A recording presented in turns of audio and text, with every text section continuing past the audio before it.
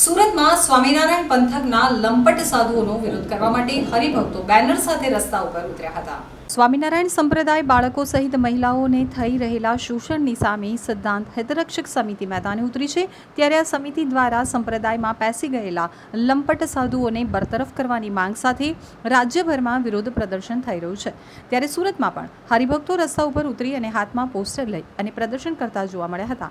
સ્વામિનારાયણ સંસ્થાના બની બેઠેલા લંપટ સાધુ વિરુદ્ધ પ્રચાર કરવામાં આવી રહ્યો છે। પાલનપુર પાટિયા ખાતે આવેલ મશાલ સર્કલ પાસે વિરોધ પ્રદર્શિત કરવામાં આવ્યો હતો। તો વડતાલ સ્વામિનારાયણના હરિભક્તો દ્વારા પોસ્ટર લઈ અને વિરોધ પ્રદર્શન કરવામાં આવ્યો હતો। લંપટ સાધુના વિરોધમાં પ્રચાર કરતા સુરતથી 300 લોકો રવાના થશે, જેઓ ગામડે ગામડે જઈ લોકોને લંપટ સાધુઓ વિશે સમજાવશે। ઘનશ્યામ પરમાર નામના હરિભક્તે જણાવ્યું હતું કે 1 મહિનાથી અમે આવેદનપત્ર આપીએ છીએ, યૌન શોષણ કરતા લંપટ સાધુ સામે વિરોધ કરી રહ્યા છીએ।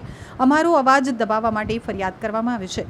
સાધુ નૌતમ સ્વામી, હરિજીવન સ્વામી, દેવપ્રકાશ સ્વામી, સંત વલ્લભ સ્વામી, પીપી સ્વામી જુનાગઢ, ભગવત પ્રસાદ, વિશ્વજીવન સ્વામી, માધવ પ્રસાદ અંકલેશ્વર, જે.કે. સ્વામી, ઘનશ્યામ કંડારી વિરુદ્ધ પ્રચાર કરવામાં આવશે। આવા લંપટ સાધુઓ સમાજ માટે ખતરારૂપ છે। સાધુને સંપ્રદાયમાંથી દૂર કરવાની માંગ કરી રહ્યા છીએ।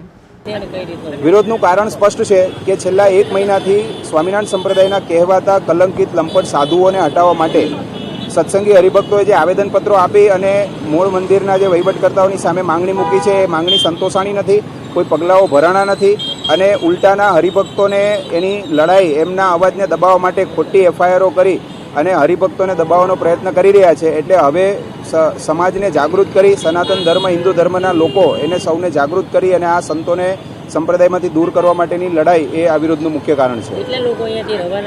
લગભગ 300+ હરિભક્તો અહીંથી 4-વ્હીલર ગાડીના માધ્યમથી સમગ્ર ગુજરાતની અંદર ગામડે ગામડે, શહેરે શહેરે, જિલ્લે જિલ્લે, તાલુકા મથકોએ જઈ અને પ્રતિનિધિઓના મિટિંગો લઈને જાગૃતિનું અભિયાન આજથી ચાલુ થાય છે। લગભગ 50 કરતાં વધારે એવા લંપટ સાધુઓ છે, જેમાંના ઘણા બધા મહત્વના હોદ્દાઓ પર પણ છે। આ તમામને હટાવવા એ અત્યારની સમયની માંગ છે।